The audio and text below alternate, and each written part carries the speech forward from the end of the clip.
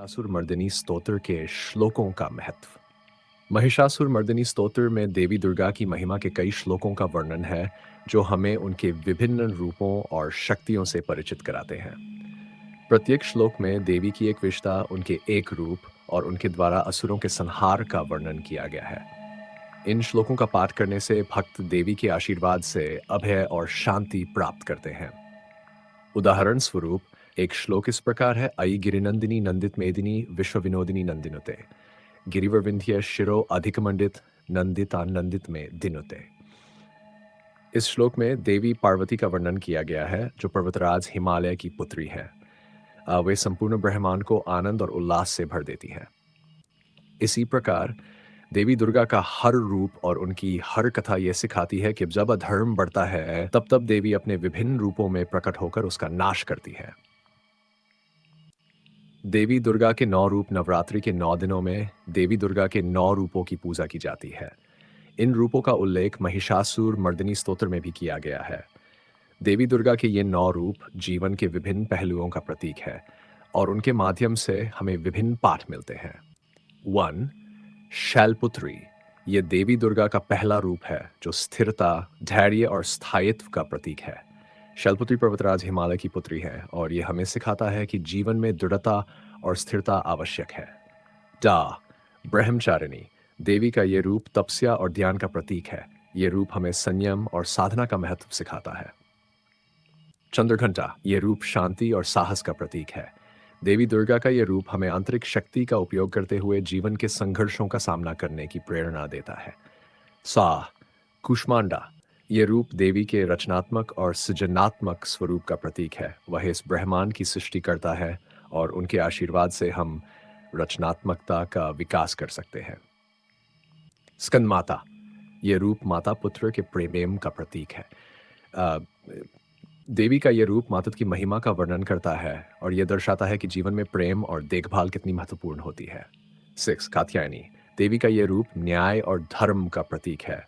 वे असुरों का नाश करने वाली है और इस रूप में देवी दुर्गा हमें यह सिखाती है कि अधर्म और अन्याय के खिलाफ लड़ना आवश्यक है। 7. कालरात्रि। ये रूप अंधकार और नकारात्मकता का विनाश करने वाला है।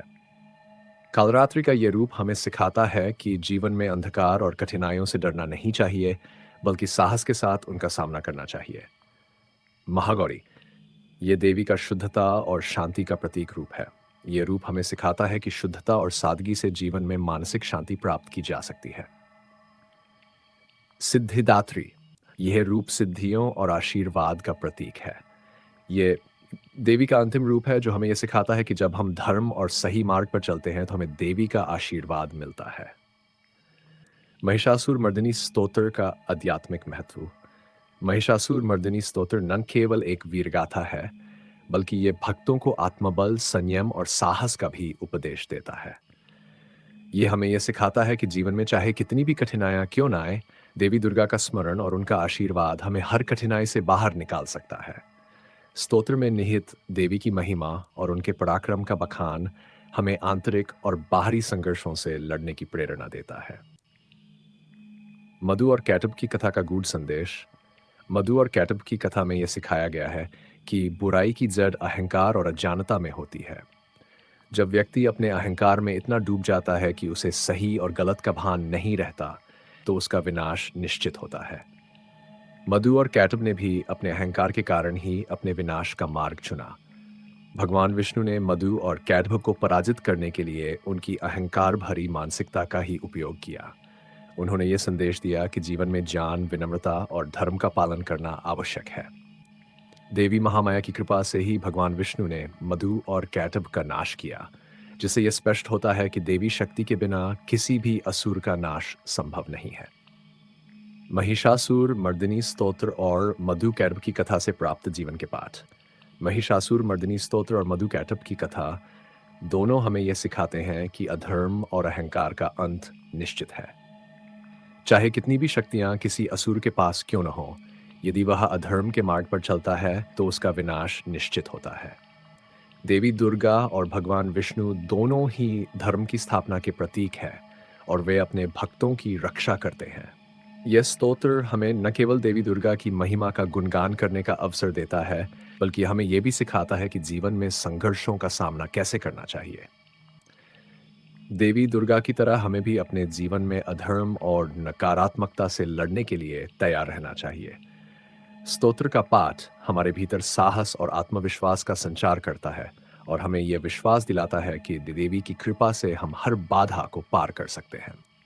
महिषासुर मर्दिनी स्तोत्र और मृगयाटभ की कथा जीवन के संघर्षों, अधर्म पर धर्म की विजय और भक्ति के महत्व को समझने के लिए एक महत्वपूर्ण साधन है। इन गाथाओं के माध्यम से हमें यह प्रेरणा मिलती है कि ईश्वर और देवी शक्ति के प्रति अटूट श्रद्धा और विश्वास रखते हुए हमें अपने जीवन के हर संघर्ष का सामना करना चाहिए।